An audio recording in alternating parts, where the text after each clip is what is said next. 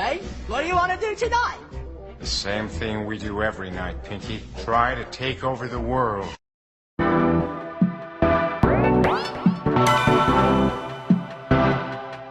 You might think that getting into the IT field is impossible without a computer science degree, but Tech Coach Ralph is here to prove you wrong. Get ready for some jaw-dropping revelations on how to break into this lucrative industry. Listen up, tech enthusiasts! Are you ready to break through into the IT field, but feel like you need a computer science degree to make it happen? Think again! Tech Coach Ralph has some exclusive, mind-blowing secrets to share with you. Get ready to be blown away by his jaw-dropping revelations on how to break into the tech industry without a computer science degree. So get your notepad ready, because Tech Coach Ralph is going to change your life forever. Buckle up, because you're about to embark on a journey to success in the IT field.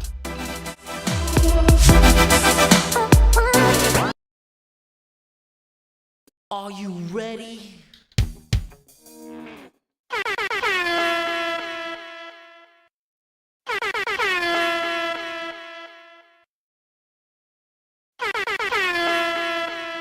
Are you ready? It's time!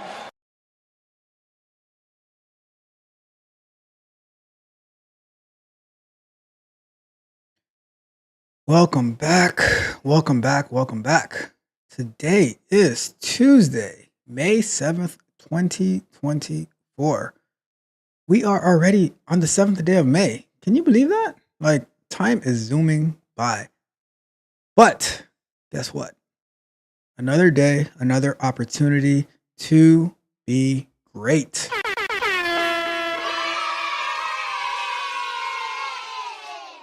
So shout out to Be Peace in the chat already, to my brother Yakar in the chat already. Welcome, welcome, welcome. What's going on? How is everyone's day going today? How is everyone doing today? My day was long. Was up a little bit later than I had to be yesterday, trying to get caught up from all this additional work I was doing on Saturday, but we don't miss. We are here. And I was able to get about maybe 10, 15-minute nap in right before I had a coaching call with somebody. And now we are here. We are ready to go. My eyes might look a little bit tired, but I'm awake and I'm energized and I'm ready to get to these questions.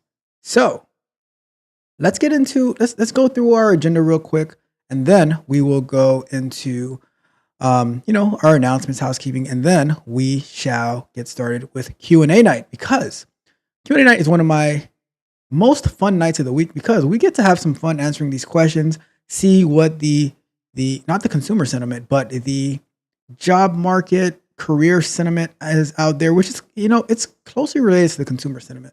But, that's what we're doing. So let's go ahead and jump into our agenda. And I haven't brought it up yet, but make sure you protect your connection from your car, right? Because he's letting us know now that he's coming after our connection. All right, so let's get to it. So first and foremost, as I always love to do to start off the show, I want to say thank you to all of the newest subscribers, the new members, to the subscribers who've been with me for a very, very long time.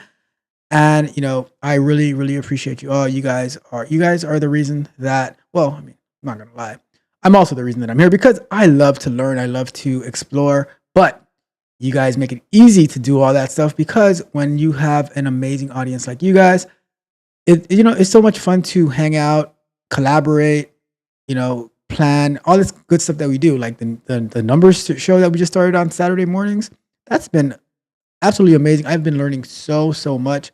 So I win, you win, we all win. We all get a house, right? We all get a house. So shout out to you guys. You guys make this possible.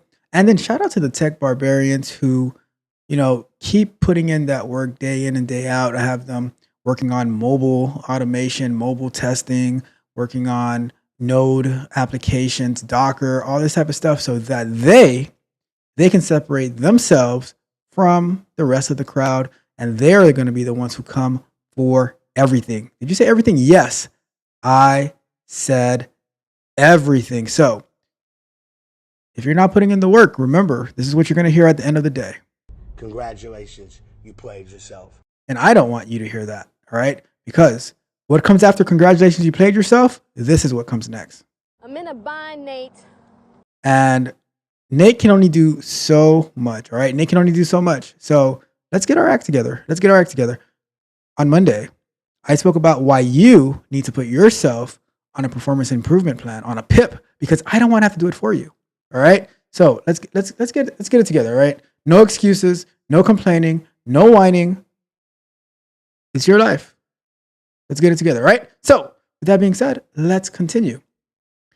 So let's get into our live show schedule real quick. Sunday afternoons, we had an amazing Sunday. Well, somewhat amazing because things were not working the way we wanted it to work, but we're going to figure it out. So Sunday afternoons, we have software explorations. We are doing Terraform, setting up. Right now, we're currently going through setting up our load balancer for our Elastic Container Service, a bunch of technical stuff. But if you know, you know. If you know, you know. And you should definitely be there, especially if you're interested in like cloud architecture, cloud infrastructure, infrastructure as code, AWS, Azure, what's the Google Cloud Platform, all those things, right? I was even able to set up a couple of months ago, setting up our Atlas Mongo database with Terraform as well.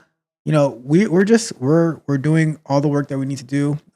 It's stuff that I was gonna have to do anyways, but streaming it forces me to do it. All right, and it gives my tech barbarians an opportunity as well to have things to work on. So you know, we're coming for everything. We are coming for everything. We are the tech barbarians. We are the tech mercenaries. All right. So Tuesday nights tonight Q&A show. I get questions. You have questions in the chat. If you want to call in, let me make sure the call in is open as well. Because if you want to call into the show and you don't have to be on camera, I am more than open to you calling in. You can have okay, it's on now. It's on now. So the link is pinned to the top of the chat as well. So if you want, and it's in the description. So if you want to call in, feel free to call in and ask your question about tech or career things, whatever the case may be.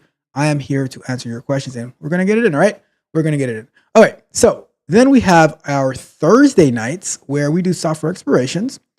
We're going through API testing, API automation. This past Thursday, we finished up our API testing with Java and Rest Assured. We did that for the past 2 weeks. And the week before that, we did it with Python. This coming week, I am going to be doing it with Node.js, Mocha, Chai, Supertest. So we can do API testing with that. And all right, heard an interesting noise here. So what we're going to be doing is using Mocha and Chai, and to be honest, I've been doing that for the past couple of weeks with the writing unit tests for the app that we're building. So it's not gonna be like totally foreign to me. So we'll be able to get to it a little bit quicker. But it's been really fun using that. So definitely tune in this coming Thursday night, and then we have our morning shows Mondays and Wednesdays. Coffee and Kata. We start between with 7:15, 7:45. We started yesterday around 8 a.m. Eastern time because I had to jump up on the Techniques Tips show to talk about career type stuff. You know, they forced me. Trey forced me to call in. I'm gonna be honest. Trey forced me to call in. So we had a great time over there. But then we did our Coffee and Kata. We are on the brink of deploying our next version of the time cost calculator to the App Store. All right. So that's going to be working on tomorrow. Not sure if we're going to get it into the App Store tomorrow, but we're going to build the app. We're going to upload. We got our ads working on there, so you know we're going to get paid. You know, and we're going to update. We're going to upload that. I'll stream the steps that we have to go through to do it. So either tomorrow we'll finish that or Monday morning, whatever the case may be. So that's what we're going to be doing in the morning tomorrow, and then Saturday morning. I scheduled it for 9:15. We are going to be doing our numbers show. There's only 2 numbers from like the main numbers that are coming out this week to review. So what I'm probably going to do as well is review some of the links that your car sent me the other day to see what those numbers are, try to figure that out, spend a little bit of time trying to get a better understanding of those numbers so that we can be very, very well rounded. All right. So that is going to be our live shows for this week. Our pre-recorded content is going to be, we already had our candid conversation on Monday. Yesterday, I said why you need to put yourself on a PIP so no one else has to do it for you. All right. Put yourself on a PIP, a performance improvement plan. Check that out if you haven't. Tomorrow, Wednesdays, we have software explorations, concepts and overviews. We're going to be talking about GraphQL. My company uses GraphQL, but I am not familiar with GraphQL at all. So you're going to be figuring it out with me tomorrow. And then we have Fridays, the Bug Bite. We're going to be talking about Google laying off its Flutter team, its Dart team, and some of its Python team. All right. So, and then we have throughout the week, we have shorts as well as clips from the Q&A show. So in a few months, you're going to see clips from this show coming out. So, we do a bunch of stuff here. We don't miss. We don't miss. A lot of people says, how are you able to get all this stuff done? Well, I have a well-defined calendar that I follow, and so much to do. You got to allocate your time wisely. All right. All right. Let's jump into the chat real quick. All right. So we have your car. He said he's been brushing up on the new utilities for ethical, keyword ethical hacking. Beware, people. No connection is safe. Oh my goodness. What's going to happen here? Your car. What's going on? Not only do you have to hide your connections, right? Hide your connections and make sure that your Wi-Fi is hidden because your car is coming for it all. All right. It's coming for it all. All right. And we got my friend here from down here in South Florida, Trap and Slay. What's up, Trap and Slay? Welcome. And we got Darcel in the building. Good evening, Darcel. How are you doing?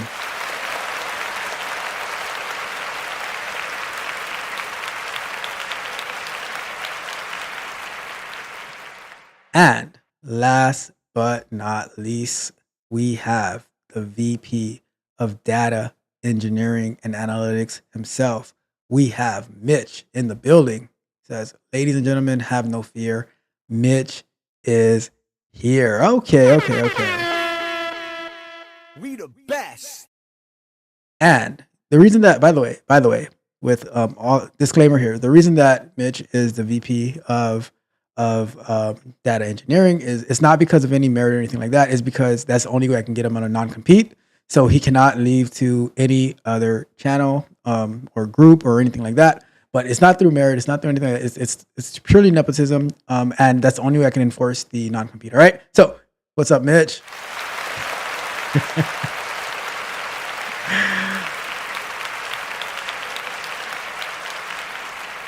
And of course, it's not like I was doubting if it was really Mitch until I saw this part. Blazer off, loosened up the tie. Superman is alive. You see, we going. Superman is here. We ready to roll, ready to rock and roll. And you know what, your car? I put the hoodie on today. I'm like, you know what? Black hoodie day, black hat day. Gotta represent. Because I was like, this morning I had to get on somebody. I'm like, look, you got to get your act together. All right. So we here. All right. We are going to jump. Do I have anything? Nothing. Do I have anything special for today? No. We're going into our questions. All right. It's already 8:00.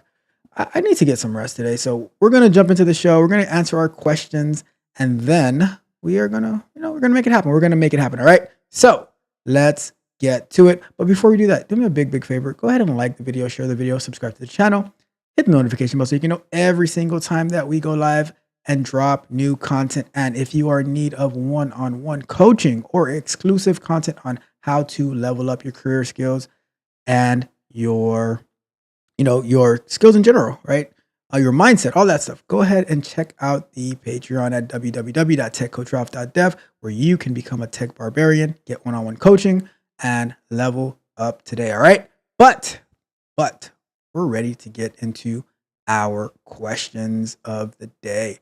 All right. So where are my questions? Where are my questions? Where are you? By the way, tomorrow morning, did you guys see that TikTok is fighting back? TikTok is suing the U.S. government, saying, "Hell no, we won't go." All right. So protests everywhere.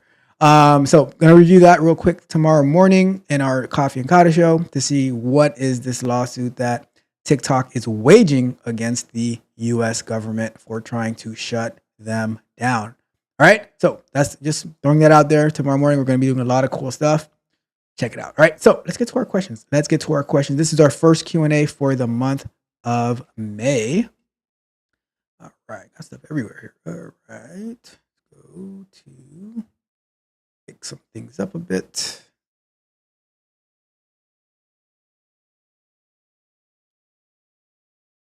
And Mitch says they should sue. Okay. We shall see what happens. We shall see. All right. So let's get to our first question of the night. Another one.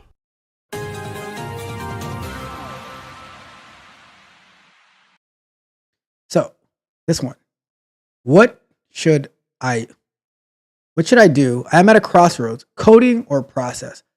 All right. So, and when I saw crossroads, the first thing that came to mind was Bone Thugs and Harmony, "See You at the Crossroads, So You Won't Be Lonely." All right. That was one of my favorite songs back in, was it like 94, 95 it came out? I forgot which year, but it was around that time, 94, 95-ish. One of my favorite songs of all time. "See You at the Crossroads, So You Won't Be Lonely." Bone, bone, bone, bone. Yeah, I'm not gonna sing, but that you guys know. You guys, if you know, you know. If you know, you know. Anyways, this question goes: I have always loved coding and back-end work, where I keep my head down and write a test or build some small tool or something to help us with testing. I always related more to coders than the managers or big decision-making leaders. After a struggle in a bad career for 5 years, I decided to switch to tech in 2020. Mostly my love for tech and not engaging with too many people. Mitch, is this your question, Mitch? All right. Since moving to tech, I mostly worked with small startups where I was only QA working on automation. I did well career growth salary-wise since I started. And my current company is my biggest company. So my current company is my biggest company so far, which I feel like is a proper engineering company, which has a lot of smart people, and the QA team is also experienced. My problem so far is in 3 months of one-on-ones with my managers, I keep getting feedback that I'm really good with the best practices around QA and implementing processes, even though I made myself clear that I see myself more as an individual contributor in the future. Currently, due to the nature of the work this quarter, I haven't spent much time coding, rather perfectly perfecting the QA processes for my team. I have started to think if I am really good with coding and tech, or should I just do with the feedback provided by my manager? So that is a great question. Let's start our timer on this one. All right. So at a crossroad, should I go to management or should I be an individual contributor? That is a good conundrum. That's a good problem to have. That is a good problem to have. That is something that I've done both, right? And I remember when I was interviewing for my current position, and my hiring manager and the director, they were already talking about, like, down the road, like, we have pathways for manager positions, and there's also for individual contributor. Which one, like, you can think about, like, you don't have to give an answer now, but you can think about which one you would be more interested in. And I've managed people in the past. I've done, but I kind of lean with this person, right? I kind of lean with this person because I love the heads down time that I get to figure things out, and I've honestly, personally, I've never really been the type to think about, because for me, in my mind, correct me if I'm wrong, anybody, right? But in my mind, when it comes to the managers and stuff, they have to deal with, like, approving people's PTO and dealing with, like, whatever problems that people have, and and all this stuff. And I'm like, I just don't have the capacity to do that. Like I have no problem like coaching people, like leading on something like a project, or how do you figure this out? Like I was saying the other day, I helped one of my coworkers like figure out a bunch of Docker stuff. I have no problem with that. But when it comes to like the oh, I feel this way about this, I feel that way about that, all this type of stuff, and I'm like, we could be building something really cool right now. And that's the part that always gives me hesitation when it comes to the manager role. But don't get me wrong, going into management, I think you get paid a lot more in management because they gotta pay you to deal with people's problems and stuff like that, right? But I'll tell you this: that is one of the toughest things for me, like when it comes to coaching, because I like thinking of like a coach, a trainer, a Tim Grover mindset, things like that. And I'm like, all right, we have to go out there and get it. We have to go out there and get it. We have to go out there and get it. And then you get stopped like, oh, but my hip hurts today, or my toe hurts, or I'm just not feeling it today. And I'm like, there's no room to not be feeling it. Like we have to go out there and get it. Like time is of the essence. So that's why like it's always like, but when you're working in a corporate environment and you have to be like very considerate of like hurting people's feelings and stuff like that. So for me, it's a lot easier to like not be the one that has to put the pressure and not have to deliver the tough news and stuff like that. I'd rather just be a teammate and a team member, like, hey, like, encourage and like, cause I don't want to be the one to like tell people, oh, hey, you're not like, oh, we're going to have to let you go. We're going to have to put you on a PIP. I don't want to put anybody at work on a PIP. I don't mind putting you on a PIP over here. Right. But I don't want to put anybody at a PIP at work. But does that mean that you might get a little bit less money because you're being an individual contributor and you're not going the route of the, you're not taking the route of the, what's the word I'm looking for? The management route. You're not taking the management route. So that's the struggle. But at the end of the day, if you were to go into that management role, you're gonna have to do it, and you can always go like because I've seen people who've done management and then they go back to individual contributor and stuff like that. Maybe you can try it out. I have tried it out. Not the biggest fan of it. I love working with people. Don't get me wrong. I love working with people, but for me to be I don't want to use the word in charge, but to be the one who's like, you have to report to me and I have to ask you like these questions. And sometimes it gets into babysitting and stuff like that. I'm like, I don't know if that's really my thing. I don't know if that's really my thing. Right. So that's my perspective. Like you have to analyze and be introspective about it, because if that's not your thing to lead people in that capacity, like you can lead people technically, you can lead people in mindset, but when it comes to like leading people in like, hey, you got to hear their problems. You have to make sure like do their one-on-ones, do their annual, like that was one of the things that I hated the most, was doing those reviews, like doing the, I had like a team of like 6 QA automation engineers and having to do their reviews and filling out these forms and stuff like that. I'm like, oh my God, like I can't stand this paperwork type stuff. I just want to go out there and work. But like I said, it is a good chance of getting a little bit less money for doing that if you want to stay as an IC. So that's all things you have to consider, all these things. All right. So let's wrap that question up. That is my thoughts behind it. It's it is a crossroad. It is a crossroad, right? But hopefully this crossroad does not make you lonely. Okay? It does not make you lonely. All right? Let's check the chat real quick to see what we got going on over here. Let's see. Here we got, and let's get this question off the screen. All right. So Mitch says, dang, you old. Well, yes, I am old. I am an old man. All right.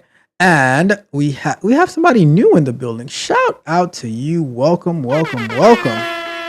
True 45 says, do you think the automation will take away cloud jobs? Um,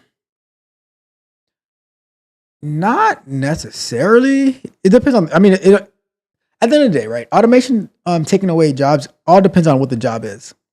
So, for instance, automation like with the self checkout, which they better not take away because I will be very very upset. That will lead me to protesting if they take away the self checkouts at any store, right? Especially at Walmart. But I digress. What I'm saying is that it depends on the job. So cloud technology and cloud infrastructure, it's not easy. And if you see any of these Sunday shows, me trying to navigate through AWS is one thing, but then trying to write the infrastructure code is another thing. So can it take away some jobs? Yeah, like it's that's what automation is meant for, but it also though allows people to go faster and to do more. So while people are looking at automation like as a way to take away jobs, I look at it as at automation as a way to do more, and it also empowers more people to be more productive as well if you use it correctly.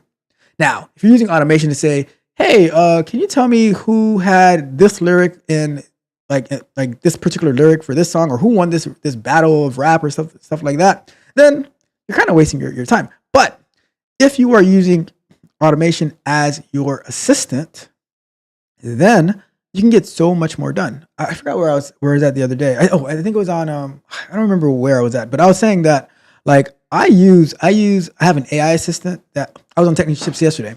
I have an AI assistant who follows me from meeting to meeting, who takes notes, and then when I have recurring meetings, it sends me a summary of the last meeting so I can get ready for the next meeting.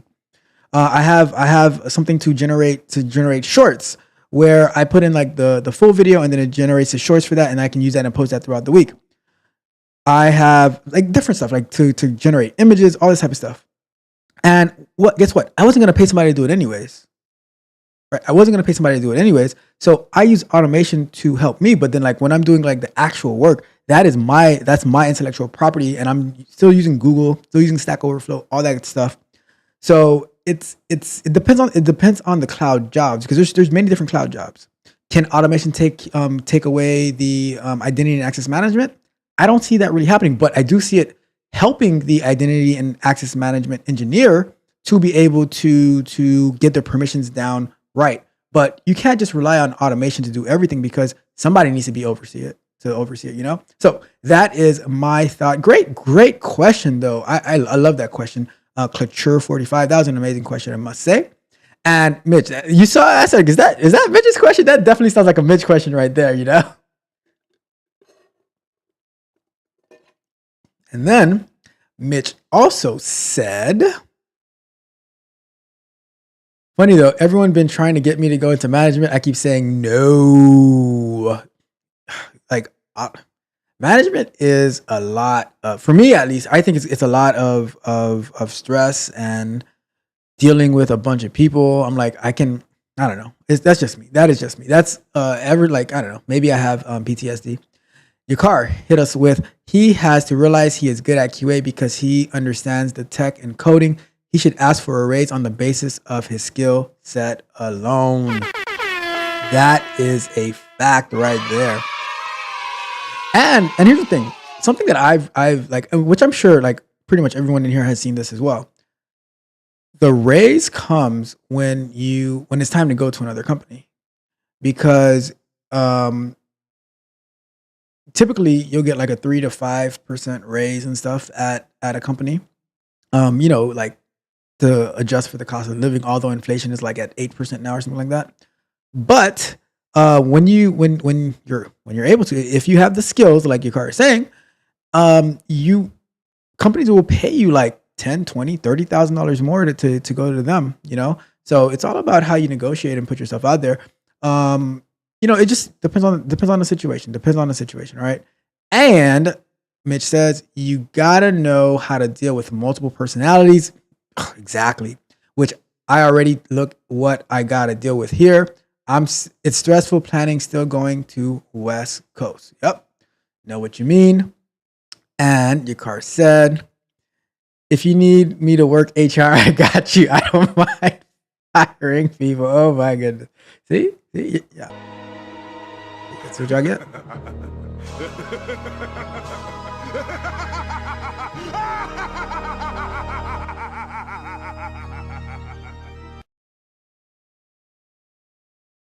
And it says your car. You like the mean gatekeeper. Exactly. And all right. So Darcel, let me make this is too small. Let me make this a little bit bigger.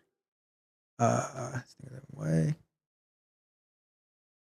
So Darcel says, under the right circumstances, management can be rewarding. It's all about the team you are building and the problems you are solving.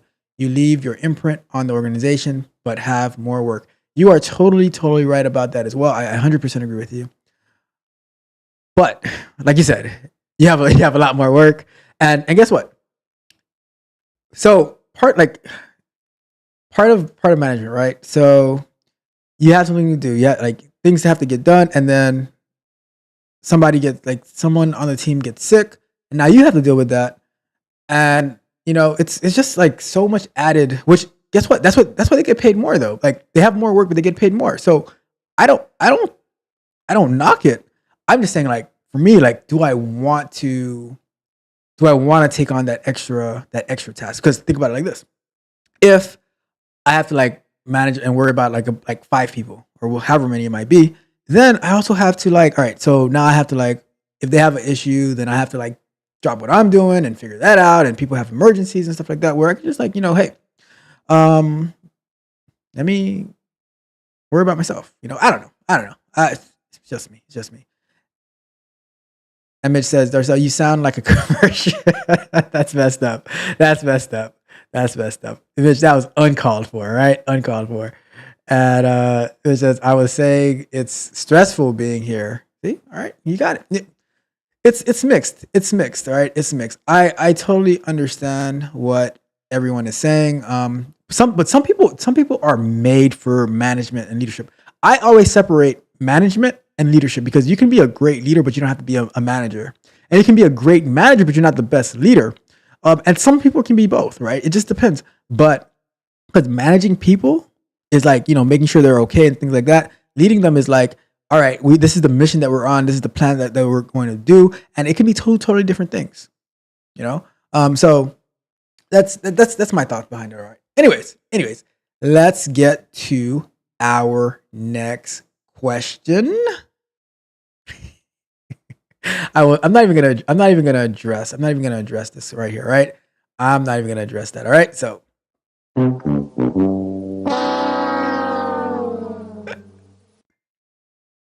what is that thing that's beeping around here?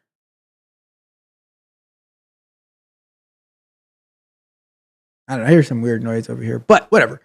Anyways, let's get to our next question of the night. Another one.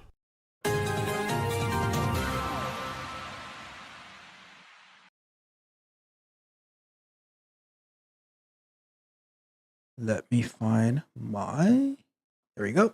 So, QA automation engineer with no degree. So, is it possible to be a QA automation engineer without a degree?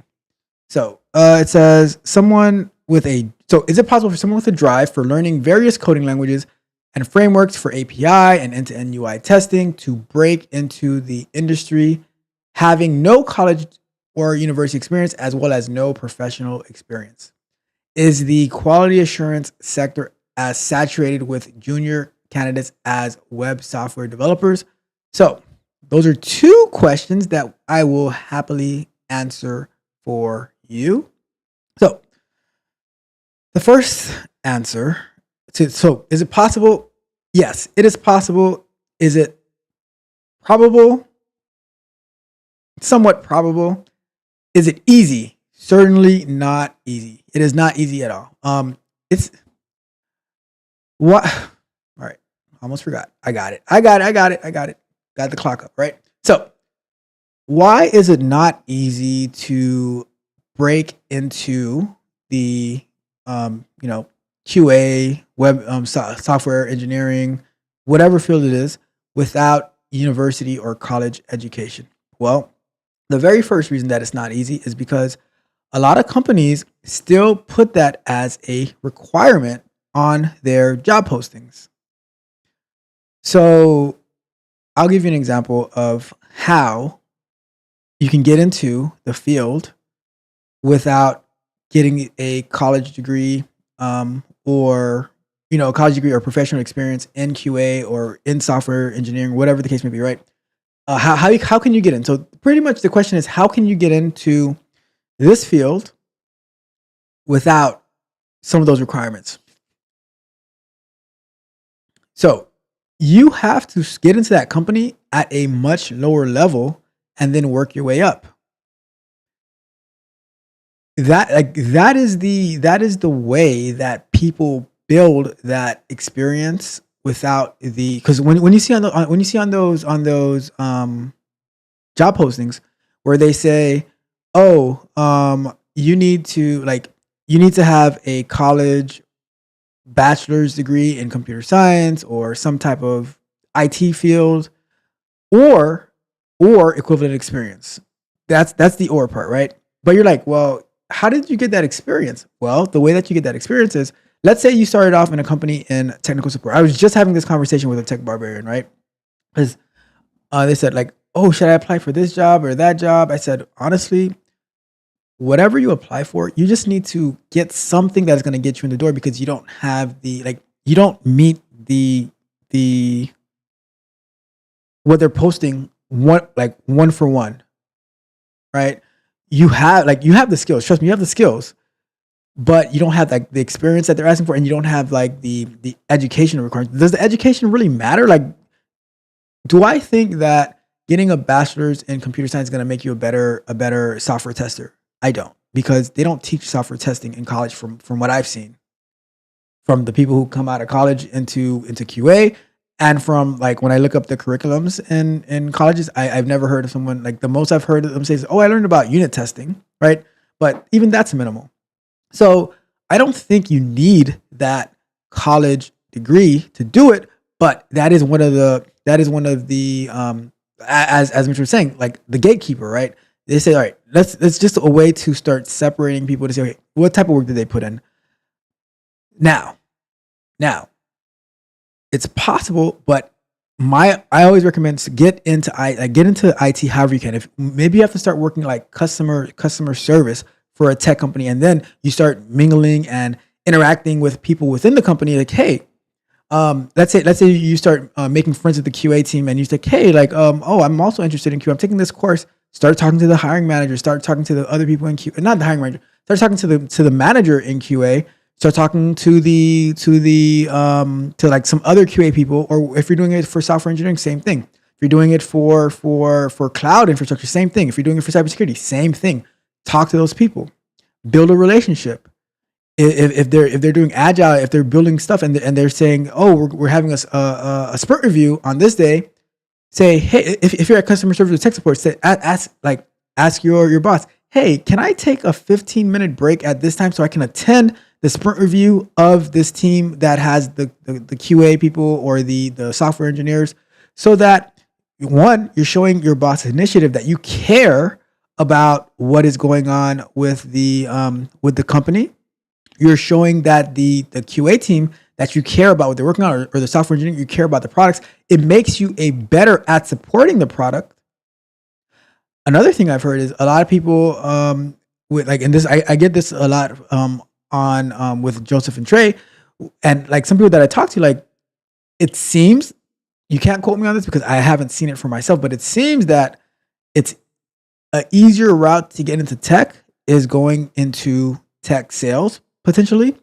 And if that is the case, you're going to be talking about the product to a certain extent. And that gives you the opportunity to build your knowledge about the product. And let's say you want to be in QA or you want to be in software development, whatever, learning about the product. Let's say now you make the time to go to the I was saying, the sprint reviews and stuff like that. So you have a better understanding of the product, so that now you can better get leads for sales and stuff like that. And then you just work your way through. When you can't come in through the front door because you don't have the requirements to come through the front door, and now you're at the movie theater and you're like asking somebody to push the door open for you, right? To open the back door for you so you can get in and sneak into the movie theater. Well, you're going to have to hide and stuff like that. So you're going to have to do what you have to do. So what I'm saying is it is definitely possible. Now, real quick, your next question is the QA sector saturated with junior candidates? Absolutely. It is saturated to here, right?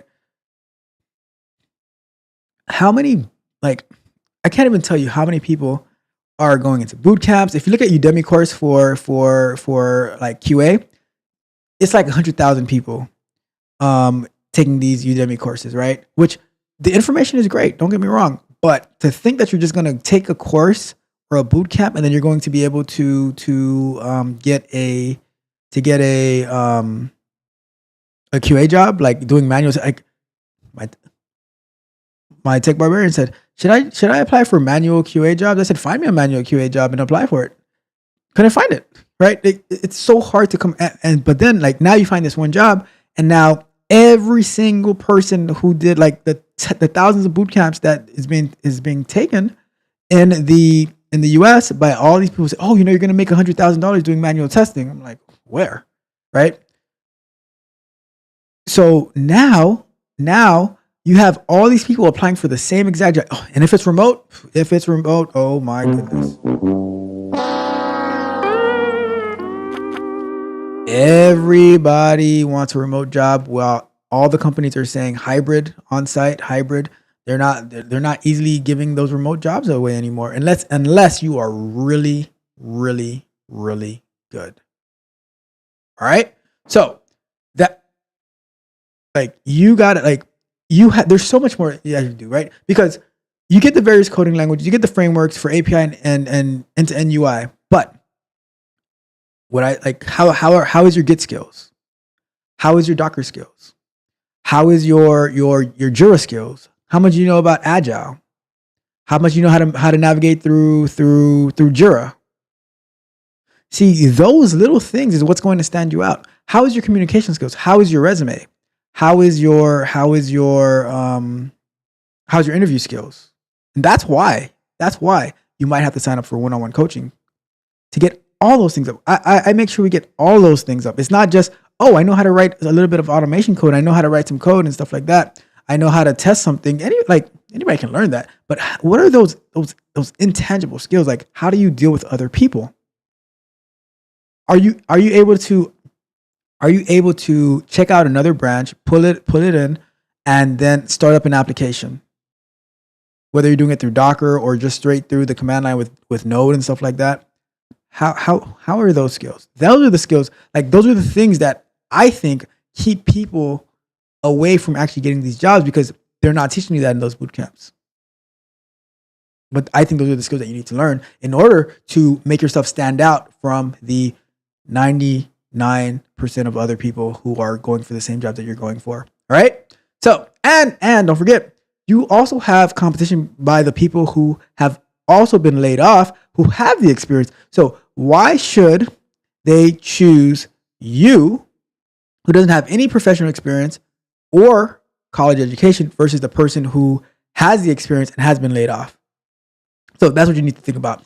And that is the strategy that you need to overcome so that you can actually land that job. All right. So with that being said, I am going to wrap that one up. All right. So before we check the chat, I'm just going to say, do me a big favor. If you haven't done so already, go ahead and like the video, share the video, subscribe to the channel, hit the notification bell so you can know every single time that we go live and drop new content. And if you need one-on-one coaching, like I just said, go over to www.techcoachralph.dev. All right. So let's see where we're at. Where are we at? So I tell you. Anyways, Mitch. Mitch says, all right, let me get this off the screen. Hold on. Where is, oh my goodness. I gotta fix my thing. All right, cool. Mitch says, not entertaining no, I am not entertaining your foolishness today. All right. And Mitch says, boot camp. Well, you know how it goes. And find me an entry data role. find me an entry role in the US, period, right? It is so hard. Like unless like so this is where I think entry roles exist. Entry roles exist where in companies that it cannot be outsourced for maybe security reasons or stuff like that. But here's what you have to understand. If the role cannot be outsourced, then it's not going to be remote. You might be able to get away with a little bit of hybrid, but especially for entry levels, they don't really want you remote anyways because they need to monitor you to help you grow and stuff like that. Make sure you're doing what you're supposed to be doing. But if it can be remote, then they can just make it very, very, very remote. So remote that it's in a different continent. And now your job is to someone else. So I had a conversation with somebody the other day. They said, "Oh, I need to make more money. I need a job, but it has to be remote. I want to do QA, but it has to be remote." And I'm like, they're not really doing remote. I think it can happen. I'm like, I don't know. Like, if you know better, if you know something that I don't know, then cool. But a lot of companies now, they are going for at least hybrid because they'll still, but they want you in the office. They want to see your face, right? So if you're trying to get in, be ready to go to the office, show your face, collaborate, stuff like that. All right. So just saying. And we got myself in the building. What's going on? Welcome to the show. Good evening to you as well. And Mitch says, hey, all right, cool. So let's keep the show rolling. Let's keep the show rolling. Not trying to go over. Still gotta have a little bit of dinner and sleep. I'm trying to get to sleep early tonight. All right. So let's get to our next question of the night. Another one.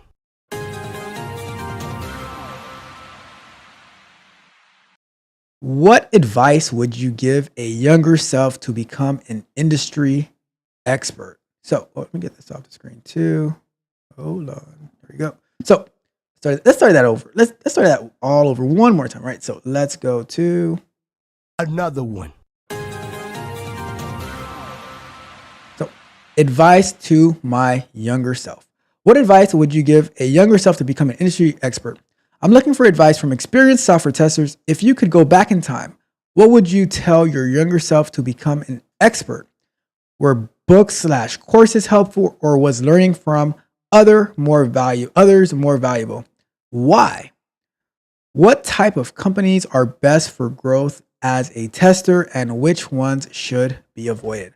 All right, so this is a good question, and Mitch is already hitting us up with fail fast. Let's start the timer, right? So if I could go back to speak to younger self,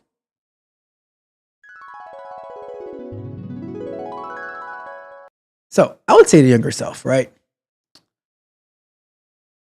You need to have a plan very, very early.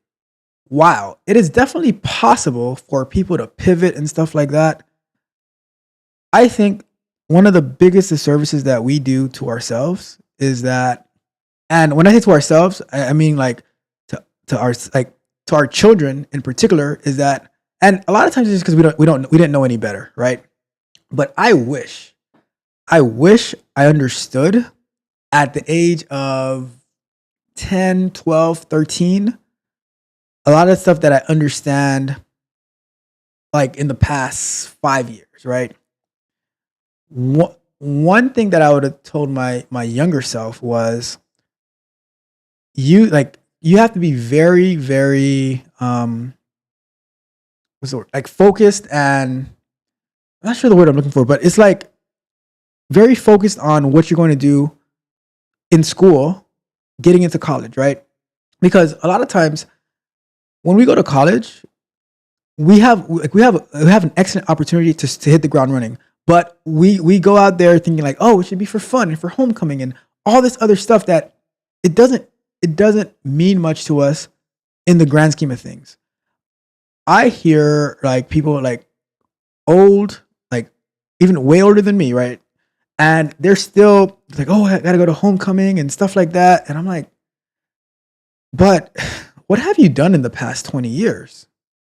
And for me, I'm like, I wish I wish I understood what computer science was at the time I was getting ready to go to college. I had like all I heard was like computer science, but I had no idea what it was. I get there and they're like, "Oh, you have to do this class in like C plus plus or some C language," and it made absolutely no sense to me because I had never seen coding like that before in my life. Never seen code in my life before. I had messed around with computers, but it just wasn't it just wasn't like what I was expecting. And then you get to college and you have all of that, all that freedom and stuff like that. I wish that I could have had a better explanation of what I was getting into. And then I could be super focused instead of like getting to college and then just playing Madden for like hours and hours and hours and then do some work, but I'm not taking it seriously. There was never any conversation about in like careers, economic future, financial stuff, all this type of stuff. I wish that was to happen a lot earlier, right? So, and that goes a little bit further than just like, for testing, but then when it comes to, but now at least you're in the right frame of mind and the right mindset to like, okay, we are here to win, right? Everyone is our competition and we are here to win. We are not like, we're not going for second. We're not going for second place. So with that being said, I just wish that so now if I was already understanding like computer science better, like coding better, all this stuff at an early age, that would have saved me like maybe 10 years of time. And honestly, like there is like one person that, I mean, there's more than one person, but one person that I will always be so grateful for that like when I changed schools to a different school. And I was doing like network engineering, and this one professor or instructor, professor, we call him Laz, right? Laz, and such a down to earth guy. He gave me a pirated copy of Macromedia Dreamweaver back in Macromedia Studios back in like 2004, 2005. And that got me into learning how to do websites and stuff like that. And from there, that pretty much changed my trajectory because I would have been like doing subnets and stuff like that, which that would have helped me like today with the subnets that I was learning when I'm doing AWS stuff in Terraform. But that one thing right there, like he probably has absolutely no idea how much that helped me, right? But that pirated copy of Macromedia introduced me to Dreamweaver. If you guys remember Macromedia Fireworks, right? Or was it called Fireworks? It was like the equivalent for Adobe Photoshop. But that really helped me a lot. And then I started, oh, cool, I can do a website. And then my first real website was done in Microsoft Front Page, if anybody remembers that. And then that kept on building and building and building. And then I had to like figure things out from there. But if I had understood that at an earlier age, I wouldn't have to go through those different obstacles. But I didn't have anyone to give me that information, right? Don't get me wrong. I had a really good childhood and stuff like that, but I wasn't prepared to win. And there's a difference where like you're prepared to lose, which a lot of people, unfortunately, they're in that situation being prepared to lose, but I wasn't prepared to win. I wasn't set up to win. And I had to go and find that myself. And now through all these years of figuring things out and building a strategy and stuff like that, and then you see me, so that goes to the talks that I'm having on like on our Mondays or our kind of conversation where I'm like, all right, you need to focus. You need like, I'm not here to be your friend. I'm here to help you win. All this type of stuff. It just accumulates to that. So what I'm trying to say is that there's many things like courses, books, Udemy, all those things help me a lot. YouTube channels, looking on YouTube channels, like following tutorials, guides. Like you'll see me on Sundays when we're going through Terraform, or we're going through on Thursdays our software explorations, and I just follow a guide and I'm just following along, making my own modifications and stuff like that. So many things help, but it's really being open-minded, being able to investigate, being able to research. Don't take no as an answer. like you'll see so many times I fail and I fail and I fail and I fail, but I get back up and I keep going until we win, right? There is no losing in my mind. And building that mindset is what's going to make such a huge difference. But I just wish as a younger self, I had understood that earlier and I had started developing that mindset. And that's why I tell you guys, my son, he is turning 1 in less than a month, right? No, sorry, not Jesus Christ. He's turning 2 in less than a month. And he'll take the phone, he'll take the iPad, he'll take the computer, and he'll start navigating around, start trying to type and stuff like that. All this type of like, and I'm like, you know what? As soon as he has a little bit more understanding and sense, I'm like, all right, your mom is teaching you to speak these different languages. We're gonna start coding in these different languages as well. Like Python is gonna be your first language, right? His first programming language. And like, I'm going to set up a little desk right here, right next to me so that he can get to it and we can start instilling it, because at 10, 12, 15, I want him to be where I'm at now. And then from there, the world is going to be his oyster. All right. So that is a great question. That is a tough question as well. So we're going to wrap that one up and we're going to check the chat.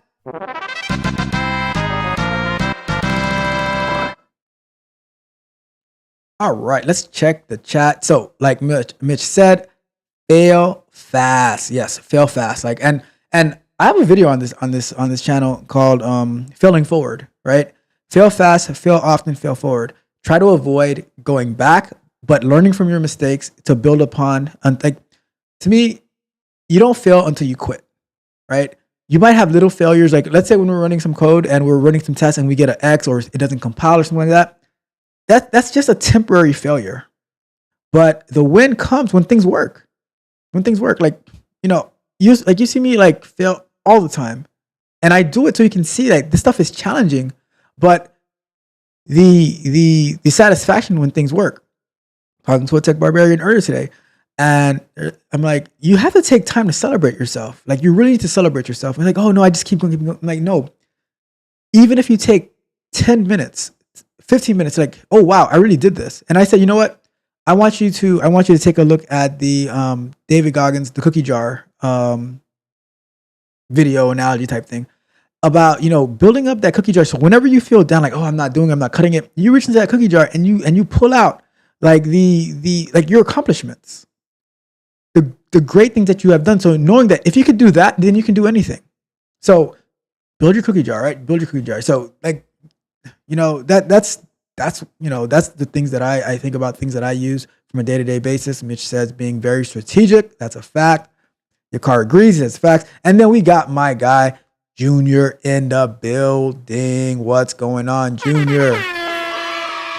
Welcome to the show. And your car says the guy who stopped in the WannaCry virus was in his early 20s. You see, and there's so much stuff that can be accomplished, but I just think like we get distracted so easily, and then we start looking at what this person is doing, what that person is doing, and I want to be cool. Well, I think, let me know what you think about this, your car.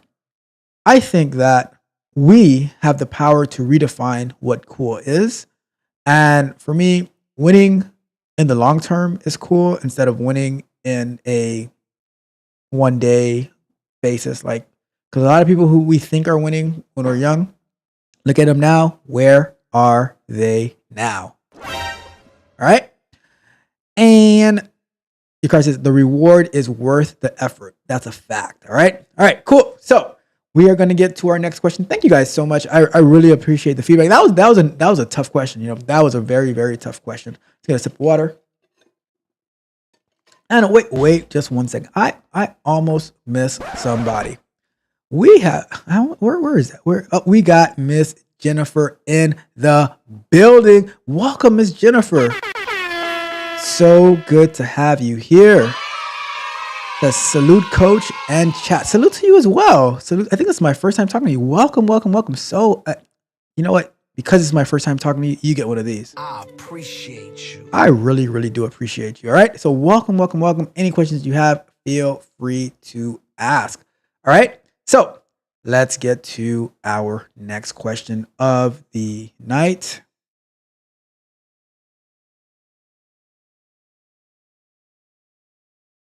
Another one. So this one is titled Good or Bad Rule for Test Automation. So what are we talking about here? So is this good or bad rule for test automation implementation for whole department? One of my friends is working a department of development in a big company, which holds almost 50 QA employees in that department. Friend said about the manager of the department introduced restricted rules for test automation in all ongoing and planned projects, which require all QA, even with no experience of test automation, Selenium or any other, to make a, meaning which I'm taking that as one end-to-end test automation script with database validation scripts. There are also 3 or 4 experienced members of QA that are dedicated to fully support the test automation script for whole QAs. The QA of any agile or some kind of project has to make test automation scripts while the project is ongoing, and the project must be declined. Did you say declined? Yes, the project must be declined if like is if there's no test automation available yet. So we are not going to deliver if there is no automation script available. This means it will hold the entire team hostage. Even the season bonuses, KPI bonuses of the entire team, QAs, devs, PMs, data analysts will be Mitch, data analysts, are you going for that? Are you going for that, Mitch? Will be declined if there is no test automation scripts implemented for the project. They didn't introduce a full course of test automation for all QAs before. I think the rule is too bad for employees because those QAs must do functional and non-functional tests related to their projects. Then test automation scripts tasks are judging their entire team of the project. So it's not good in my opinion. I know this will improve quality of software for regression tests and feature integration for new development, but judging by their entire team bonuses, KPIs is not a good thing. So, what do I think? Do I think it is a good thing for them to implement this rule or not? Well, what do you think, TCR? What do you think? I thought about giving myself a second name today, Mr. 8760, Mr. 8760. All right. So what do you think, Mr. 8760?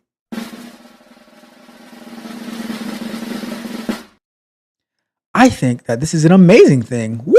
What do you think? I think that this is absolutely amazing because so many times we say that I want to do this, I want to do that, I want to learn automation, and now they're saying, oh, well, put your money where your mouth is. Money. So the company has a need. They want automation and they want to build their QA team so that it's not only 3 to 4 people doing automation. Everybody is going to contribute to automation in some sort of way. Now, do I think that it's fair that if every QA person doesn't write at least one automation script that no one gets a bonus? Well, it's not fair, but guess what? You have devs, you have the dedicated devs, and guess what? Now, because everybody's bonus depends on it, everyone has a vested interest in this. So everyone should be willing to help all the QAs. So now, if you look at it as from, oh, I have all this pressure on me, right? All this pressure on me that I can't do this because there's no one here to help me, right? 2, wow, there are at least 50 other people who are depending on this. So that means if any one of them really, really want their bonus, then they should also help me get this thing done. And if I have any questions, I have at least 50 people I can go to get help. That's how I see it. And now our project becomes so much stronger because we have a lot of regression tests. And now because I was able to write one test with database validation and all that type of stuff, I'm now more confident to be able to write more. And I'm not sure if you met your company got you guys a course or not, but guess what? A Udemy course right now, or at least yesterday, for whatever you wanted is about 10 to 20 bucks. Invest in yourself. Now, here's the part I also love, right?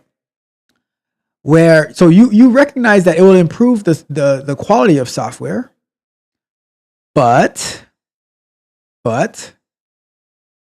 the QAs must do functional and non-functional tests related to their project. But guess what? A bonus, whether we believe it or not, a bonus is just a bonus, right? So if they're saying, hey, in order to qualify for this bonus, the company needs to meet this objective. And that objective is we need to have at least one automation test per QA person. Did they say that no one else can help you with getting the automation test done? I don't think so. So if you have to, like, you guys might disagree with me here, right? You might totally disagree with me, but this is what separates me from you, right? If you disagree, it might separate us. But if in order to meet your bonus, right, to be qualified, you need to spend, how long does it take to write an automation script, right? Let's say you spend an extra 5 hours for the entire quarter. So let's say you take 1 hour this week, 1 hour this week, 1 hour this week, whatever, and you get your automation test done. You say you come in early, or you wake up early to do it, or you stay 1 hour late, whatever, you get it done. So now you're also monitoring, hey, I got mine done. Did you guys get yours done? Does anybody need any help? Because I want my bonus.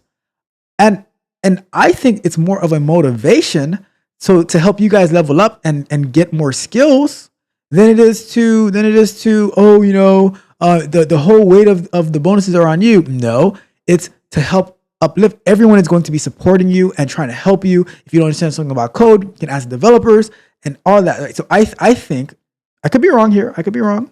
I don't think I am, but I think it is to help, and it's to give you an incentive, because guess what? If you don't get it done, then the company doesn't have what they like. They're not going to have the quality levels that they want. So they're saying, help us get to our quality levels, and we'll compensate you for that. But if you don't, then when I was at a company, we had to work, like, it was a big project that we had at with a short time frame. They said, all right, if you do this, we're going to give you this extra amount of money, but you have this is the criteria that you have to meet.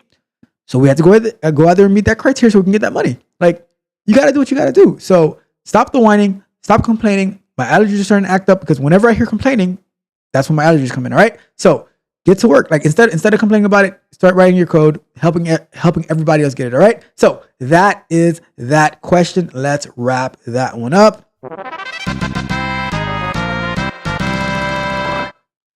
And let's get that off the screen.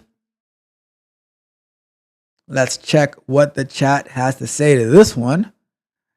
And Mitch says this is fake news. Oh, possibly. But if it wasn't, I wouldn't be fighting it. And Yakar says, Sir 8760. If Jeezy could be, what was Jeezy like? 15.9 or something like that.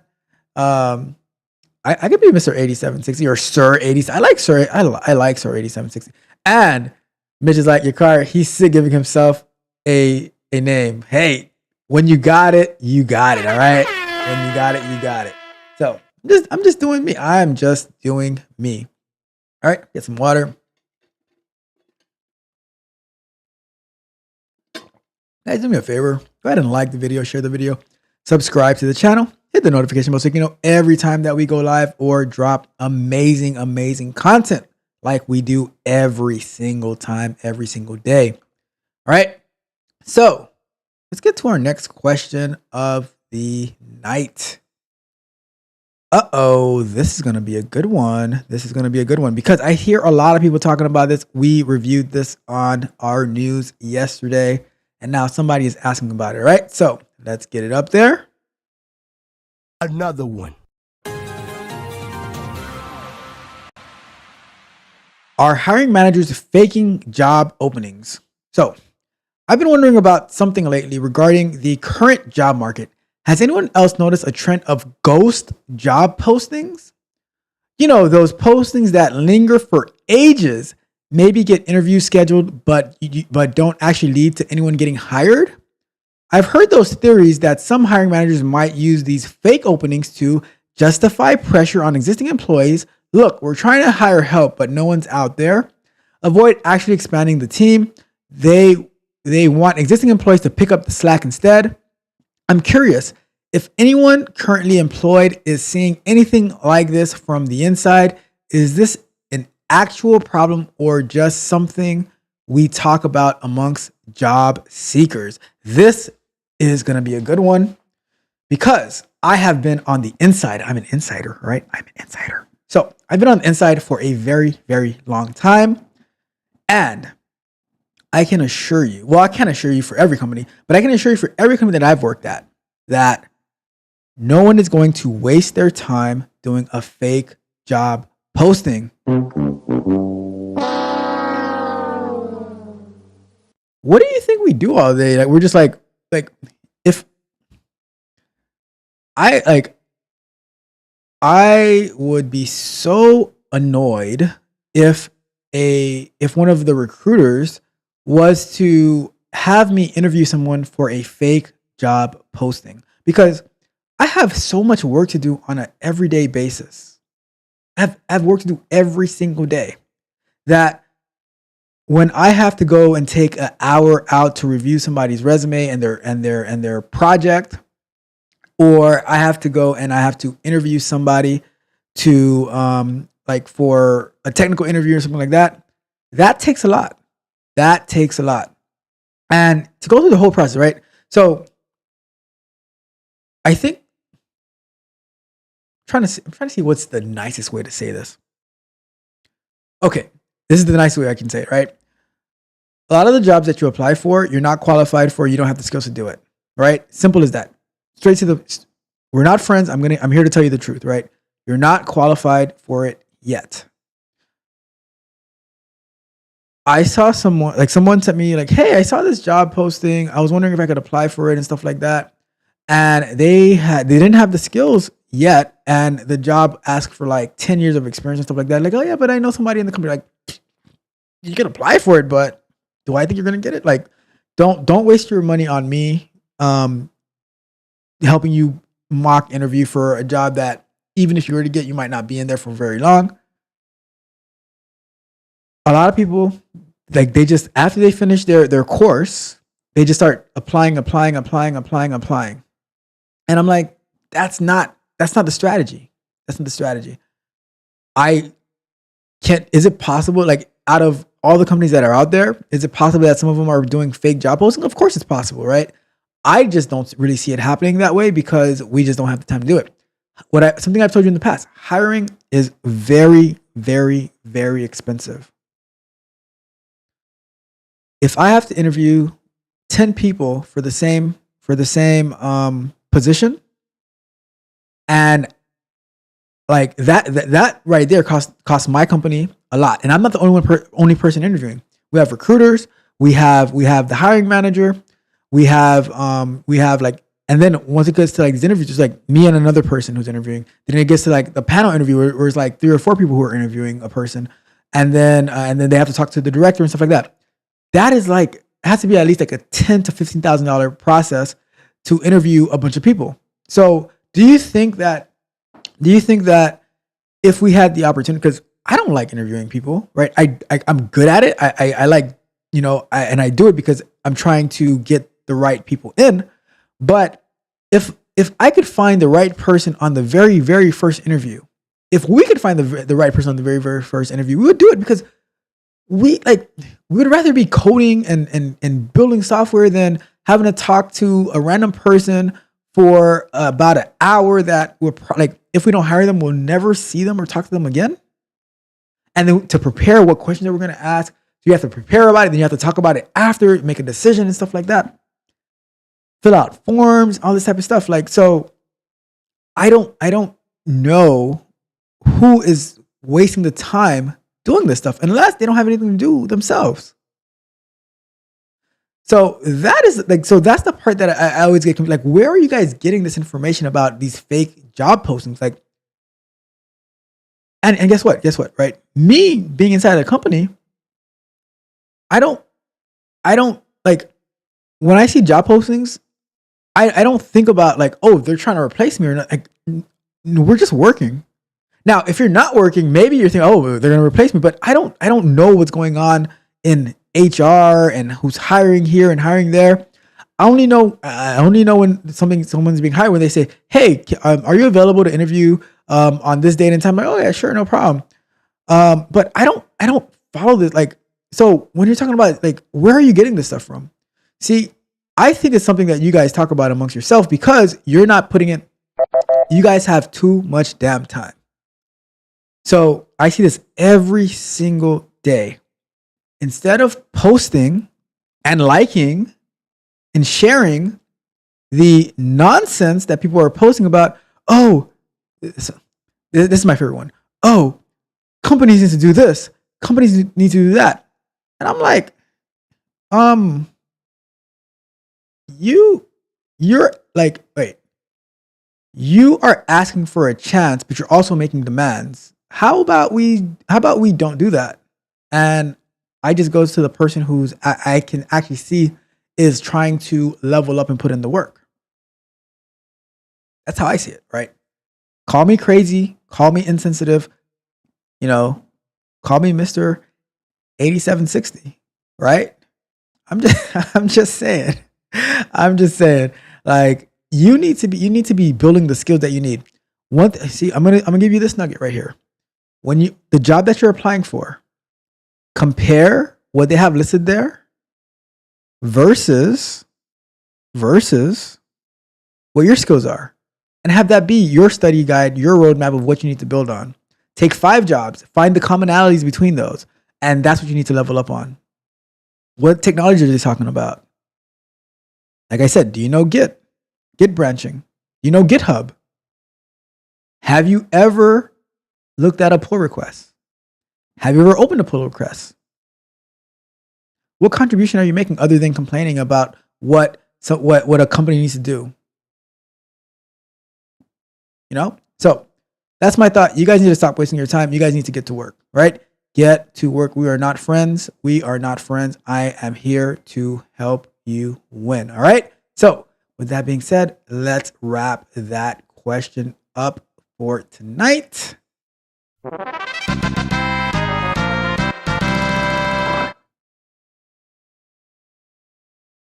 And let's check the chat a little bit. We got, nothing in the chat. So we can keep going. All right. Before we get to the next one, if you haven't done so already, do me a big favor. Like the video, share the video, subscribe to the channel, hit the notification bell so you can know every single time we go live and drop new content, because we drop content on here like it's hot. So much to level up on. All right. So sip of water real quick.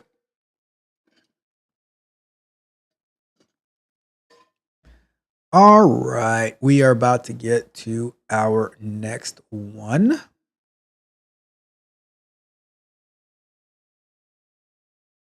All right. Another one.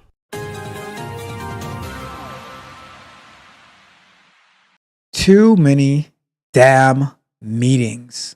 All right. So, team rebels against too many meetings. What can I do? So, my team is 3 months post-launch of a major product. They've had time to rest and celebrate. Rest and celebrate? I thought, isn't that last for like 30 minutes? I don't know. Anyways, now they're feeling there are too many things to do and too much bull. Where's the thing I'm looking for? I lost it. Oh, wait. Too much bull in the way to be happy and productive. I'm not looking to be happy. I'm looking to get paid and level up. We have a list of 100, over 100 bugs that are user and volunteer admin submitted and not in the backlog. Some have been prioritized by me, the product manager or project manager. When they say PM, I never know if they're talking about product or project, but whichever, right? Close enough. We have a bunch of database management and adjustments to make, and the only one who knows how and what to do is the DBA, the database administrator. So there are not yet stories and clear criteria for done. The team is feeling that while there are structured agile work to do where agile ceremonies and practices are needed, that the bugs and database issues can be hammered out in 2 weeks by 2 different specialists who are focused on the task and should not be burdened by stand-ups, although they've agreed to check in code many times daily and participate in sprint reviews. So, what question should I ask? What should I suggest? What should I look out for? So, that is a great question. And I'm sorry that you are dealing with these knuckleheads. All right, so here we are. Okay. Number one, why? All right, make sure. 3 months after post launch, and were you guys doing waterfall or something? Like 3 months after post, and why in the world are there over 100 bugs in the application that are user reported? Did you guys not practice agile? I mean, it sounds like you're an agile team, but did you not practice agile? What happened to releasing in iterations so that the bugs can be found and the feedback can be given as you go along? These user and volunteer admin submitted bugs, how come they don't go straight to the backlog? You know, they're like, I don't know how the bugs are submitted, but I was about to integrate a form that, like, once you fill out the form, it was going to be a Google sheet. You fill out the form, it would go straight to submitting a ticket to the backlog.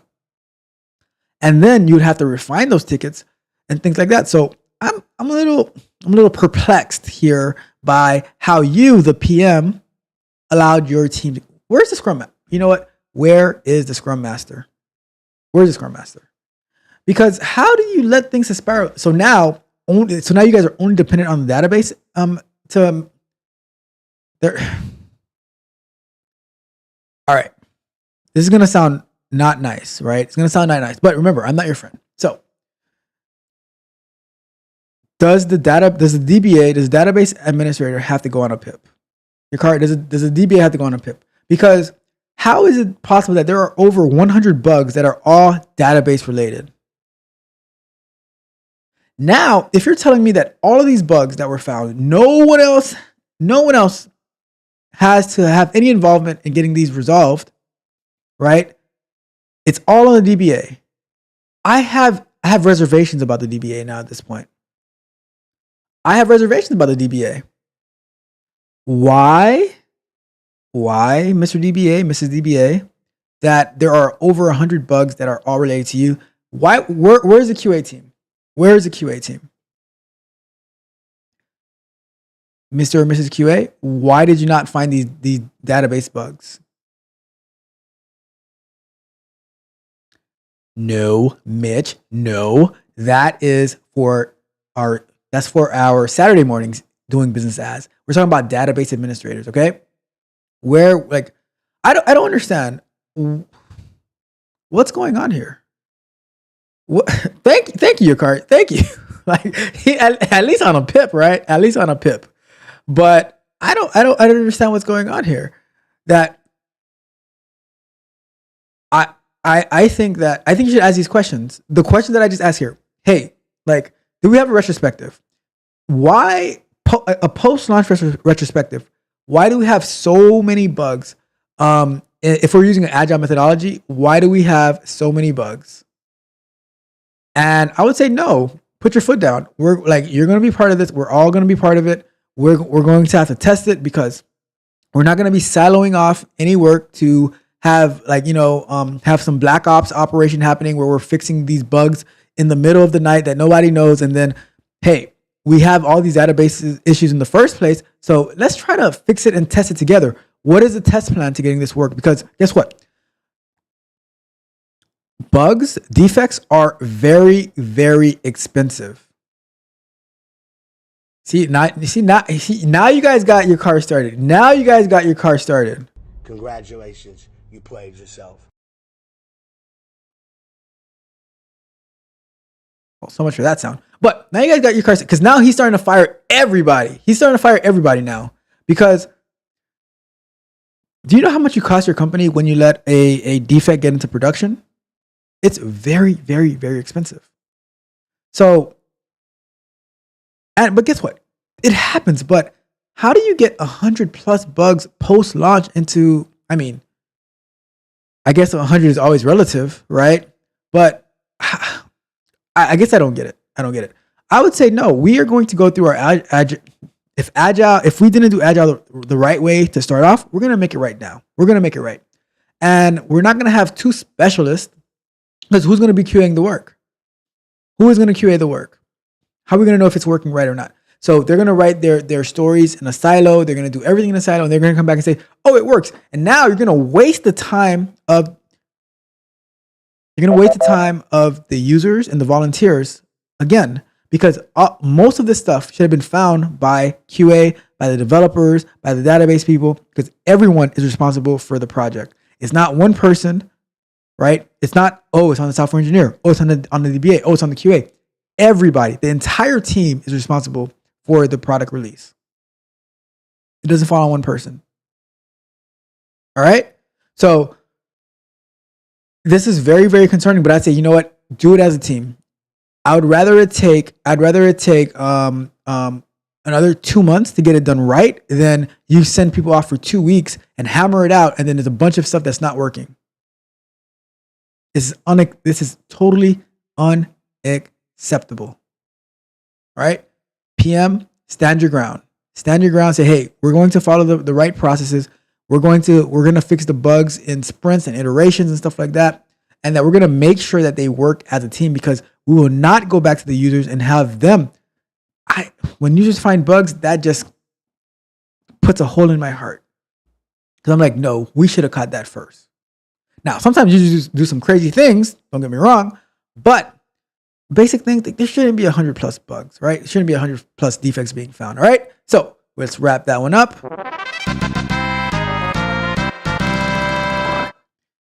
And see, now, yes, I said oh, my goodness, let me get rid of that. Always forget. Got to find a solution for that. We are number 6. Right, cool. So, yes, I said the evil word waterfall. And see, the DBA needs to be, the QA team needs to be fired. See, y'all got your car firing everybody now. No, they need to be fired. 100+ bugs means you're not skilled at work. See, y'all got your car started. Don't get your car started, because once he gets going, he's like, you know what? Everybody's out of here. Everybody's out of here. See, I just put you guys on pips. You guys say, you know what? Forget the pip. You're out. You are 3 strikes. And he doesn't give you 3 strikes. He doesn't even give you 3 strikes. Like, you're just out. You're just out. All right. So let's keep going. We got 2 more questions tonight to wrap it up. So let's get to it. I gotta get these things moving a little bit more smoother, but like I said, new Stream Deck, we're figuring it out. I still have to organize a little bit better, but agile methodology, we do it in iterations. Every show for me is a new sprint. Because I find a way to make things better, figure things out. Remember, I couldn't even get the timers working correctly. Now the timers are on point. Now. So we're making it happen. We are making it happen. All right. So let's get to our next question of the night. Another one.